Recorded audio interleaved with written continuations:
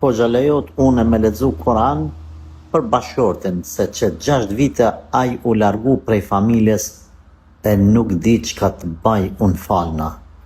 Allahu e udhëzoft e ktheft në familje bashortin tënd. Motër, Allah të bekoft, të begatoft, të pranoft këtë namazë dhe çdo vepër të mirë që e bën. Them të drejtën, nuk ka në argument i cili në ndihman ose është sebeb me thonë ty po lexo Kur'an ti për bashortin.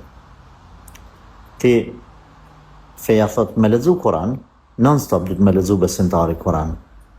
Masi të lexon Kur'an, në fund të kret leximit ose çdo ditë që lexon thuj o Zot, më shpërblej mu, shpërblej bashortin, shpërblej e vlat, e familjen, e krejt kështu me radhë. Por mendoj se ti e të lexu në vend të ati, jo. Kjo jo. Veç haxhi, ka argument që bën në vend tjetër kuj, normal me rregulla. E leximi i Kuranit ti e bën për vete, po në dua e përfshin edhe bashortin. Po ashtu kur të falish namaz, bën dua edhe për bashortin, edhe për krejt familjen.